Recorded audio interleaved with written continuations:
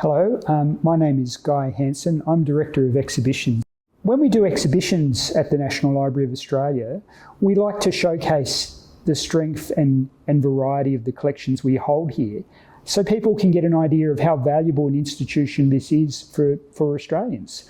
And the Fairfax collection, which is something like 18,000 glass plate negatives from the 1890s through to the 1940s, it's an amazing picture book of Australian history, and it's so important that people can see this material and then can go and explore it themselves using Trove or the catalogue of the National Library.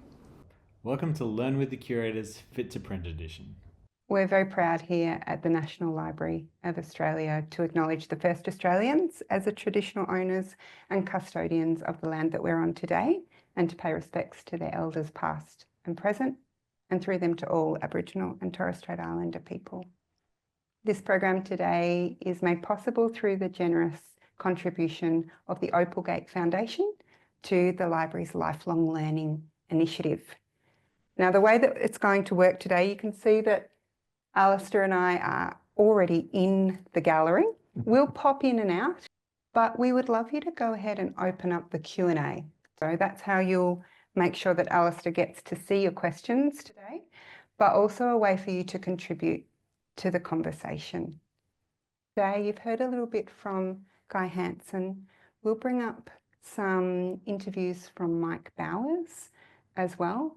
There'll also be lots of opportunity for you to pop your ideas through.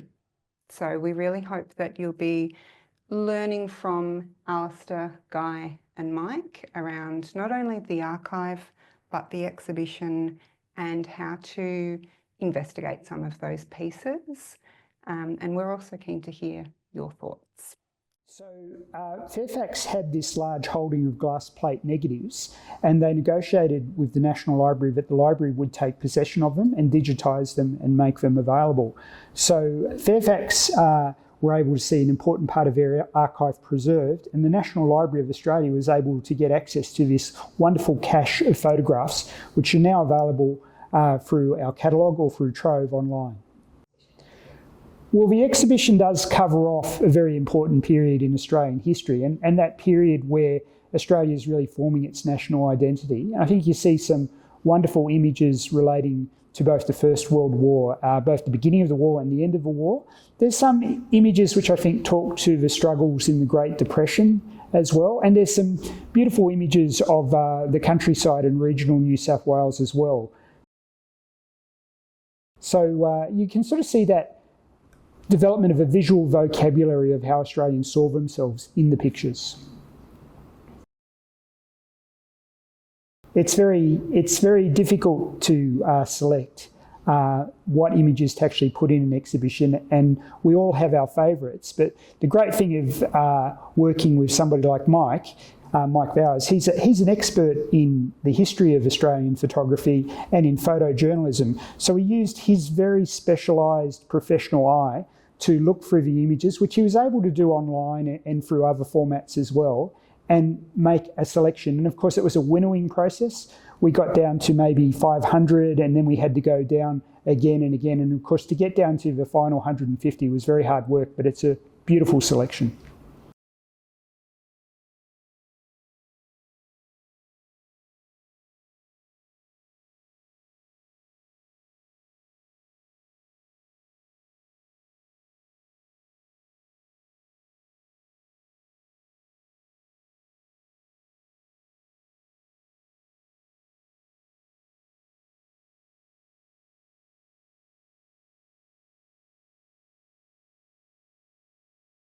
I'm Mike Bowers, and I'm a photographer who's been working in the newspaper and magazine industry for 37 years. Curating this exhibition for the National Library gave me an opportunity to look at the entire collection of glass. And the entire collection spans basically the history of photojournalism and the birth of it from its very stilted start, where they borrowed and employed photographers from the big studios of the day.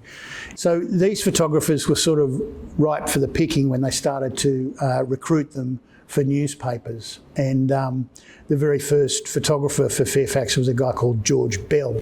And there's a famous picture of him sitting on his horse that has decorated the workspaces of most of the places that the Herald has occupied. He would stare down at the walls, sort of watching us. And I always was marvelled at how he would be able to wrangle glass plates with his he's got a Ross twin lens reflex camera, that it's a big wooden thing, and I just marvelled about how he managed to ride his horse with glass plates and the camera, and he would have needed a tripod. And it wasn't until I saw the full scan, because we had a cropped version of it on the walls at the Sydney Morning Herald, that I noticed in the corner there's two horses that are quite obviously attached to a cart. So I was able to look at that and go, oh, look, there's his support cart. So he probably had all the glass plates and the tripod and all the rest of the photographic ephemera that went with the job, because it was quite a cumbersome time for photography. The shutters weren't great, they were quite slow, you couldn't freeze action. The emulsions were quite slow. And of course, the glass plates were very fragile. So their ability to be able to technically operate and get a result from it, it's quite an amazing achievement.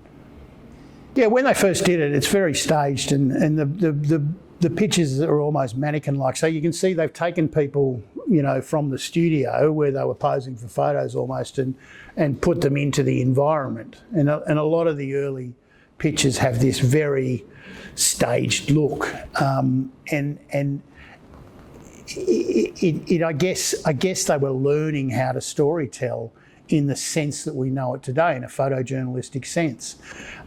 Two pictures that I think demonstrate this is taken by Herbert Henry Fishwick, and he used to sign, you'll see in the corner, HHF, sort of backwards mostly, and that was his signature, signing his negative so that we knew it was taken by him.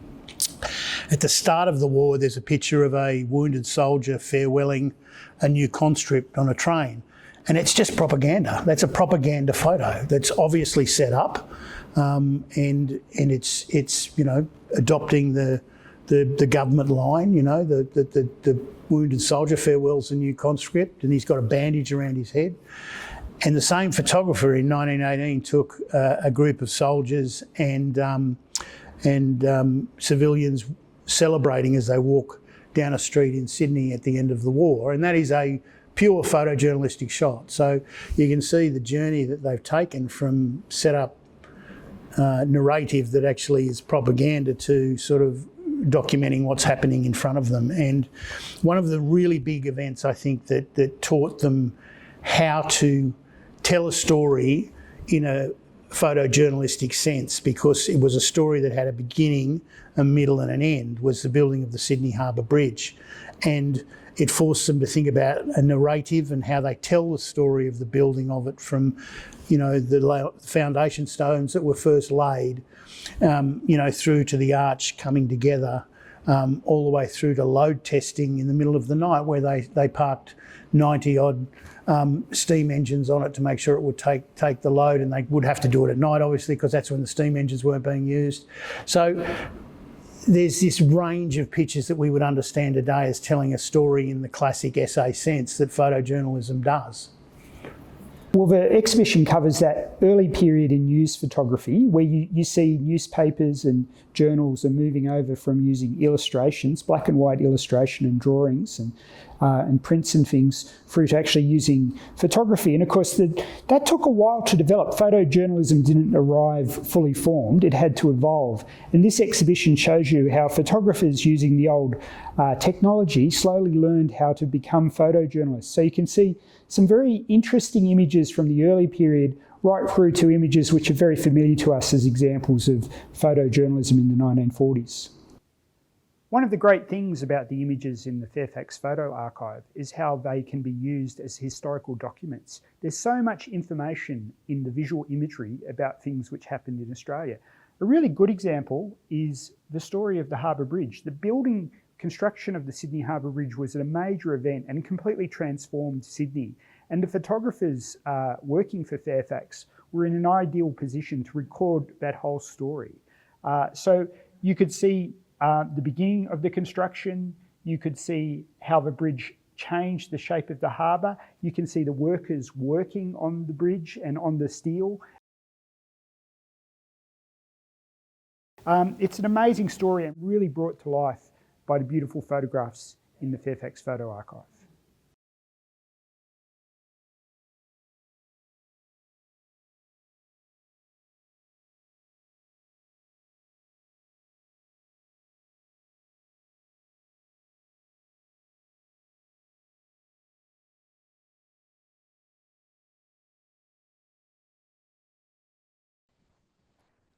Alistair, I'm pretty keen to hear a little bit more from the technical side of things. Yeah, absolutely. So we might send Mike Bowers back in, and then I'm going to send you in. Sure. People sometimes talk about luck in photojournalism. I don't believe in it. You can be lucky to be in the right place at the right time, but you are in the right place at the right time with the right gear and the right exposure, and that's not luck. That is skill and determination and editorial drive to be able to tell the story. So there's always an element of luck in anything you do, but you've got to be lucky enough to know what you're doing to be able to capture it. And you'd have to get your exposures really correct. My hero image, and the one I'm most in love with from this exhibition, is the two guys working on the propeller of the HMAS Australia at Cockatoo Island. Now, if they had light meters, they would have been fairly rudimentary light meters. Everyone knows a formula for getting an exposure in bright sunlight. It becomes more difficult when it's not in sunlight, and that is in shade, that photograph. And so you would have to, by dead reckoning, more than likely know what the exposure was, and it's exposed beautifully. The tonal range and response of that print, you know that negative has been exposed absolutely spot on, and due to the stability of glass as a medium for being able to archive and store them, it's maintained its quality. The definition is just beautiful. You could cut your finger on the sharpness of it.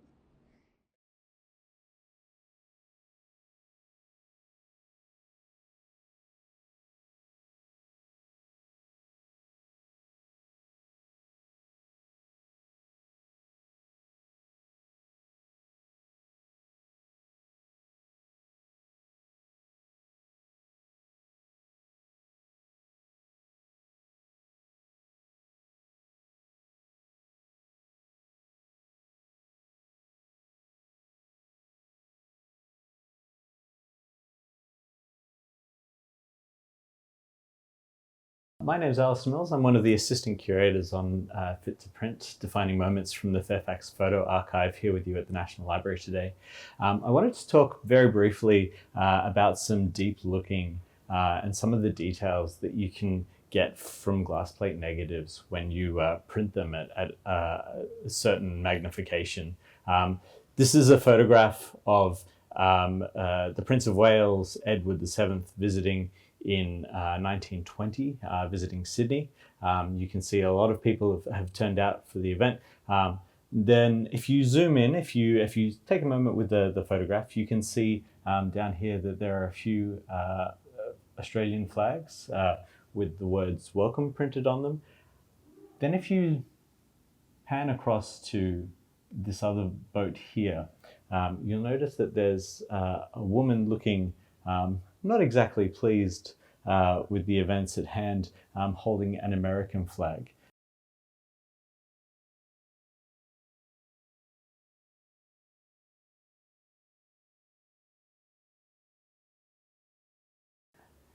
In the early 20th century, cameras were a lot slower. They were a lot larger than they are today.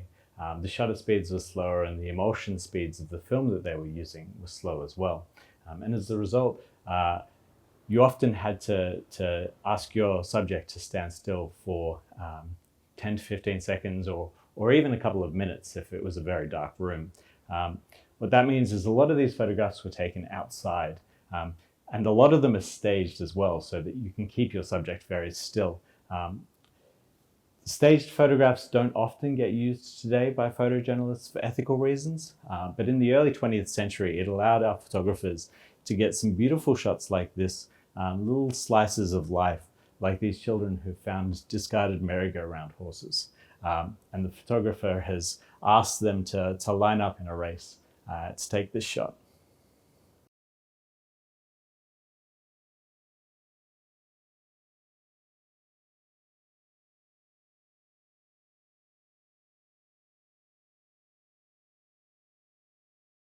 I'll take you over here to this photograph of Bola Singh and Pritam Kaur. I want you to just very briefly take a minute to look at this photograph. If you look very closely, you'll notice that Bola Singh actually has a medal bar across the left-hand side of his jacket. This photograph was taken in 1924 as he and his wife immigrated through Australia to New Zealand. But we can see from this medal bar that he's actually a veteran of the First World War.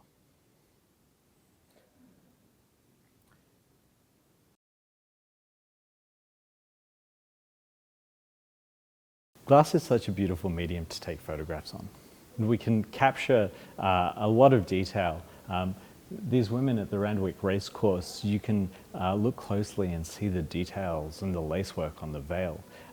In this photograph of Bondi Beach, we can see the dogs and ball games are prohibited sign and a young girl chasing after a ball underneath it.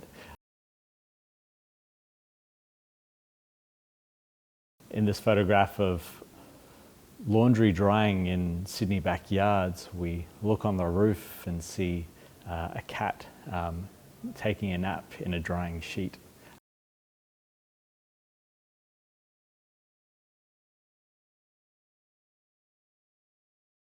These are the kinds of details that you can really sink your teeth into by spending a couple of minutes with each photograph.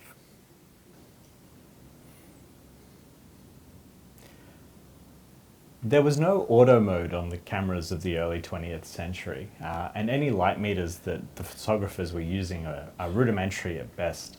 And so there is a lot of calculations and mathematics that goes on in a photographer's head to get a correct exposure like this one. You're trying to balance out three different and conflicting mechanisms of the camera. The sensitivity of the emulsion that we call ISO today, the shutter speed, and the aperture of the lens. In a photograph like this, all of those have been completely balanced. They're letting in the right amount of light for the right amount of time. But on a photograph like this photograph of lifesavers at the beach, you can see that the photographer has missed a little bit. The photograph is overexposed, and so the whites have really blown out. You can't see much of the sky at all, and even the sand is very bright.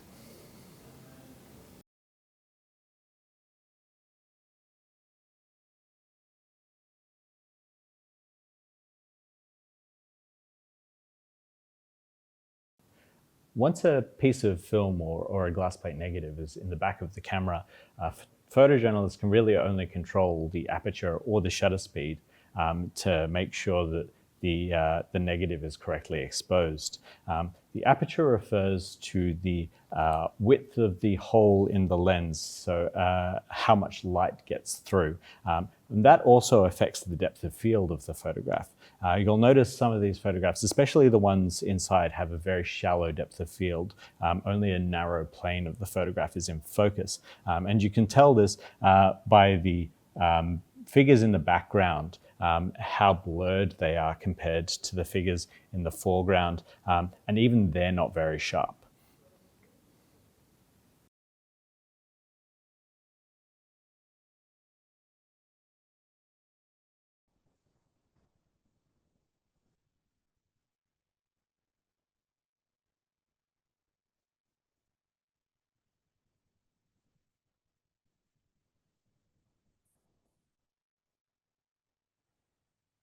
We're getting lots of fantastic observations through about that beautiful photo there. I notice that someone has noticed that ladder in the driver's stocking. They're also thinking about the gender of the person who is being depicted in this photograph. Mike Bowers talks about this piece really beautifully. And it's a really great example of that slow looking, that close looking that you were talking about, Alistair. I can also see lots of questions coming through in the Q&A and your observations. Please keep those coming. But I wonder what Mike Bowers thinks of that fantastic photo of Jean there.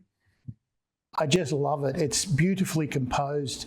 It's Jean Thompson, and her husband was racing that day down at Gerringong and actually won a few of the races. She was not only his companion, but she was also his mechanic. And she's sitting in the cockpit of a Type 37A Bugatti. Wouldn't you like to still have that car? Because it would be worth a fortune. But the thing I love about Jean sitting there, she's obviously been on a couple of runs with her husband, I would say.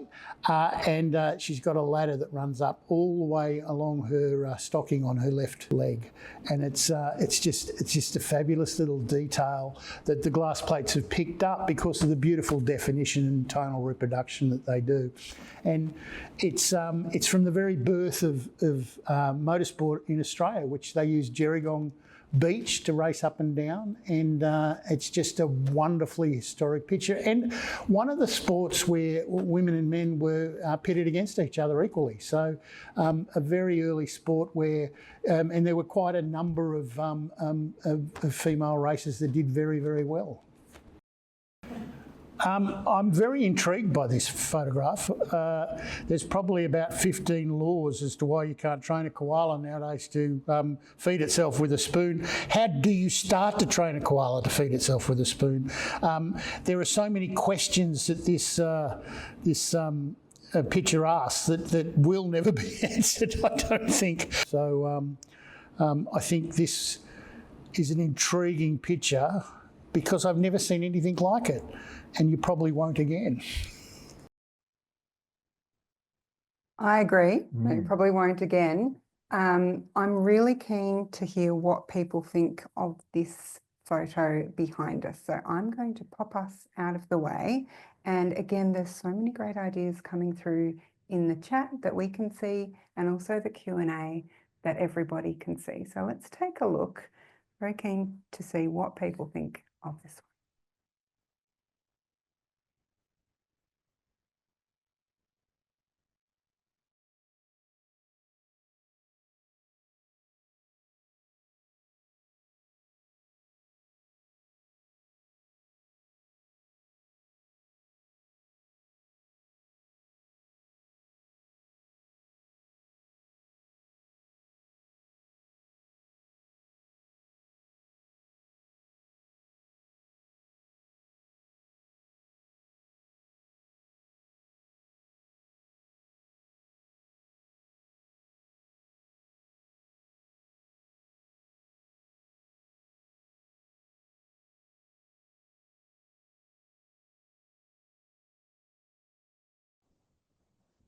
Now that you have your ideas about what these photographs might be telling you, let's hear from Mike Bowers. And we've got lots of ideas around the depth of field coming through. And maybe that people haven't bought their tickets, Alistair.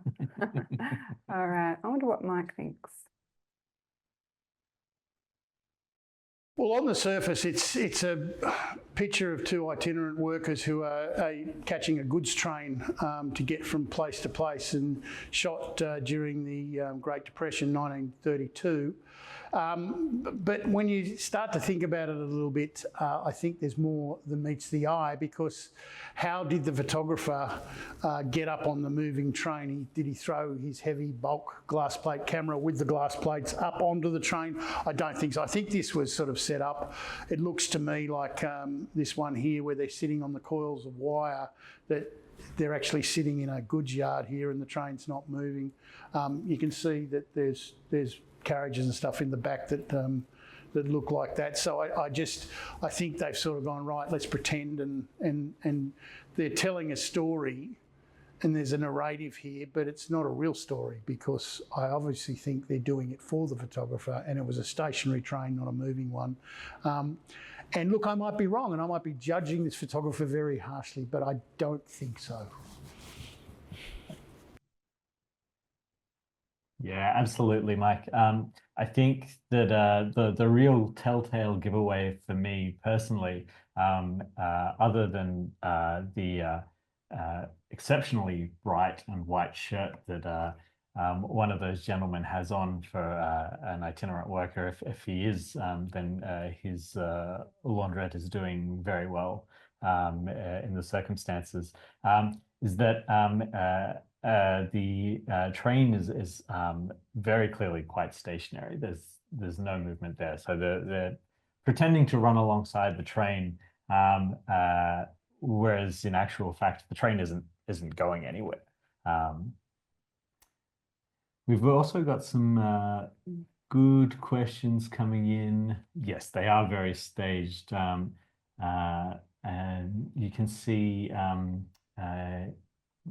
in that photograph where they're running alongside the train, it's actually a couple of swags that they've thrown into the back of the train.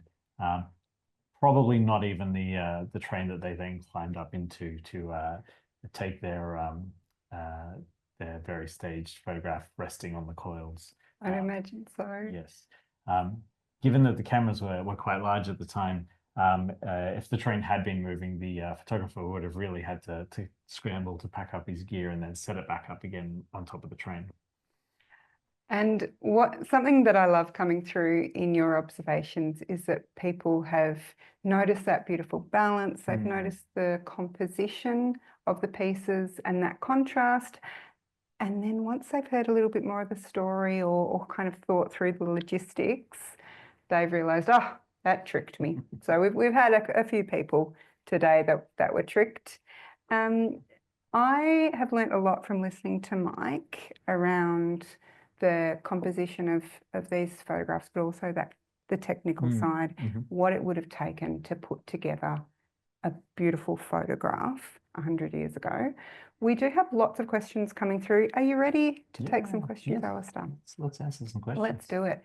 So we have a fantastic question from someone called Beck, who mentioned that photojournalists don't tend to use staged photographs anymore, and maybe what those ethical considerations, how that might have changed over time. Absolutely. Photojournalists, if they do stage a photograph today, then they're not making any kind of pretenses that the photograph is candid, like perhaps the photographer who took the photograph of the men with the train. That would have been passed off as a real authentic photograph of men running alongside the train of itinerant workers. Whereas today, if we see a photograph in a newspaper like that, we can assume that it is a genuine photograph. There are obviously other ethical implications of photojournalists today. Many have to do with the consent of the subject of a photograph. Most photographers, depending on the context and the reasonable expectations on them, will receive permission from the people in the photograph that they're taking. It does become a little more fraught when we're talking about photographers who are in war zones, who are trying to capture some of those pieces of news in more dangerous areas. Thank you. We've also got a few other questions around, this is a fascinating question, thank you so much. Are we making any mistakes with the formats we're taking and storing photos in today? Will our great-grandchildren be able to access them as readily as we can with physical prints of 100 years ago? That's a really great question. And I'll speak to that, but I'll very briefly kind of say that these prints that are in the exhibition have all been printed for the purposes of the exhibition. They've all been scanned from negatives. So even the the formats of 100 years ago aren't necessarily that straightforward to access. Obviously, there's no kind of proprietary software that is required to view a glass plate negative, but it's not necessarily as straightforward as just taking a print out of a box, though prints are by far and away the easiest medium to access. You don't need a computer. You don't need any particular software to access pieces of paper. If you can print your photographs, if you do have the capacity to print your photographs and somewhere to store them, then it's probably going to be the best way to store your photographs long term.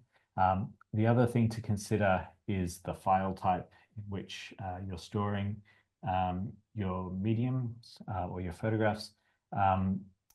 Non-proprietary file types tend to be accessible more readily than proprietary file types. So a file type that is owned by a company might lose support, whereas an open source and non-proprietary file type is likely to be supported for longer and have the capacity to kind of hand over support to third parties or just kind of interested persons who want to keep support for that file type going.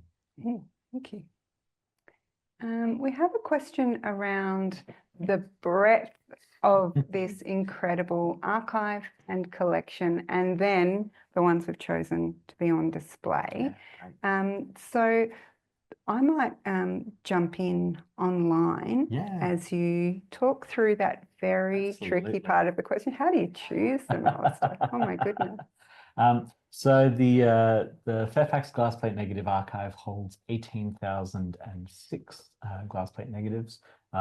They are mostly on a size called quarter plate, which is about 8 by 11 centimeters. And there are about 150 of them on display. Choosing them was a really kind of lengthy process. Mike and myself and Dr. Guy Hansen, the director of exhibitions, went through large portions, if not the whole collection. And there are a number of ways that we did this. The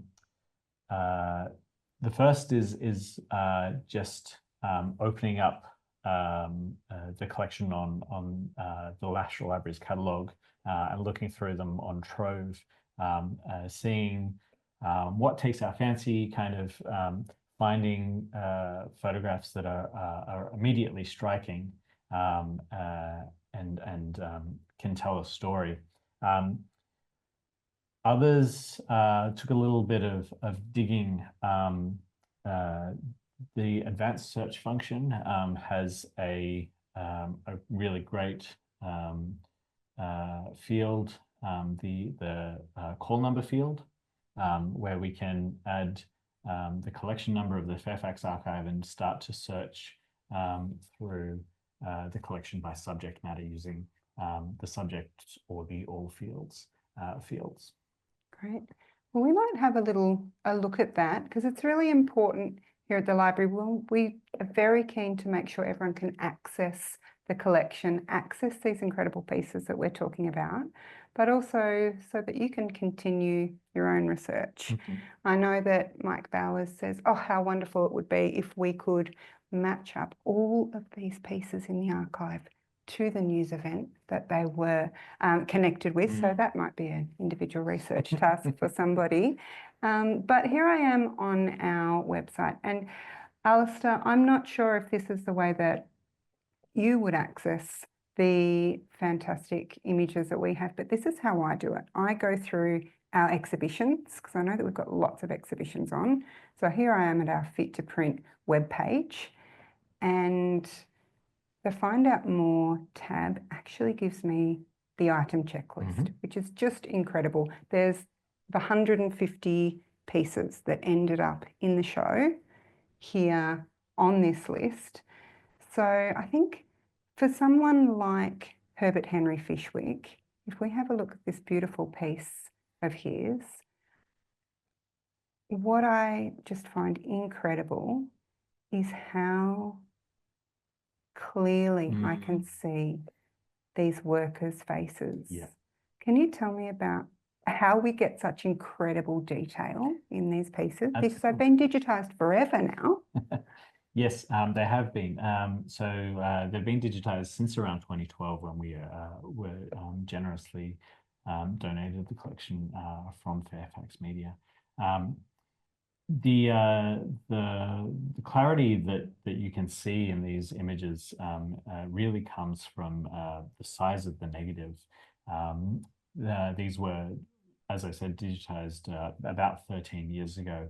And there is kind of a limit to what you can achieve with scanning, especially scanning a negative or a piece of film. At some point, scanning an image or a negative at a higher resolution isn't actually going to provide you with more detail. It will just provide you with a file that's bigger in size, but doesn't provide any more clarity of the image. And so the clarity really comes from the size of the negative. And in these cases, as I said, the negatives are about 8 by 11 centimeters, which is quite large when you compare it to the kind of 35mm film that we remember from the 90s. Thank you.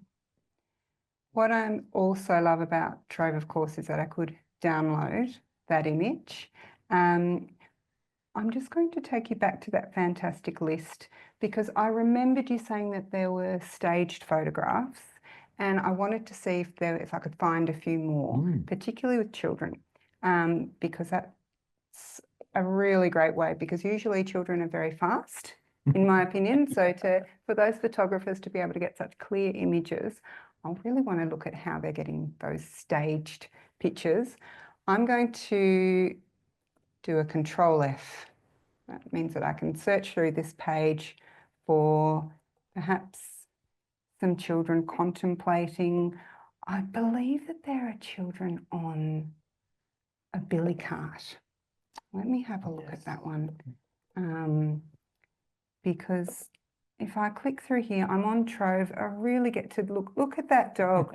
The wind must be blowing through its hair at that speed, but hang on, if I head down the bottom, there we go. Okay. Staged photograph. Fantastic. So if I did want to have a look at a few more of this incredible collection, we're in the entire collection on Trove now. So you mentioned that there were 18,004 images. So that would be a great place to start, to head through. But we do have a few more questions around whether all of those glass plate photos have been scanned into the digital format. Yes, so the entire Fairfax glass plate negative archive has been scanned and digitized and is available on Trove. I can see there are some other questions. Were all of the photos taken in New South Wales? Not all of them were taken in New South Wales, but as Fairfax in the early 20th century mostly operated out of Sydney, most of the photographs in the collection are taken in New South Wales.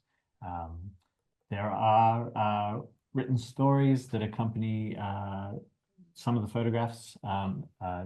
They can be found in our exhibition space, and we will look forward to hopefully having a virtual tour of the exhibition on our website soon. There is a catalogue available, and it's available through our bookstore online at the moment. Fantastic. Well, I think brings us to the end of our time today. I think we probably should end on this one before we give Mike Bowers' final thoughts. But thinking about how members of the public can use these photos. Yeah, absolutely. Jane asks, are you still able to get glass plates printed? These particular glass plates, because they've already been digitized, you can request copies for personal use through our catalog. If you find an image that you like, there's an order a copy button on our catalog that will take you to our digitization on demand services, where you can receive either a digital file or a print. Can the public use these photos, or do they have to be paid for to use? That's a great question, and so I do urge you to reach out to our rights management team if you are interested in using these photographs for purposes other than personal use. There are certain licensing agreements that we do have with Nine Media that might require paid use for some of the photographs. And Alex asks, are subject terms added to our catalogue records in order to yield accurate search results when people search Trove? That's a bit of a tricky question. Our subject terms are added in order to yield accurate search results when people are searching the library catalogue. Those results will appear in Trove, but first and foremost, Trove is for digitized collections that include things like the newspapers. Newspapers aren't necessarily, don't necessarily have subject terms added to them by the National Library. There are a number of dedicated users who will tag an article with a subject term, but the subject terms that appear in our catalogue are there to help find stuff more accurately through the National Library's catalogue. Great, thank you very much. Okay, if you do have some other burning questions that you think of, you can send any of those through to learning@nla.gov.au. and I'll make sure they're passed on to Alistair. But the webpage is incredibly informative. Good. I love the curator's essay. I love looking through that one. So I'm sure most people in here today have had a little look today. So we will leave you with Mike Bauer's final thoughts. And we would like to say thank you very much for joining us today. I think the importance of this collection as an archive, one of the pioneering women publishers is Catherine Graham, who was publisher of the Washington Post during the 70s after her husband died in the mid-60s. And in her book, she quotes her husband, Philip Graham, as saying that the news in a newspaper is the first rough draft of history. I think that photojournalism like this is the receipts for that first rough draft, and it forms an indelible collection of receipts that prove this happened at that time. And along with the story, you know, you don't know the complete story behind either, but it helps to add to the body of evidence that these things occurred. And thank goodness the National Library has them, because it'll be preserved for future generations to come and look and interpret.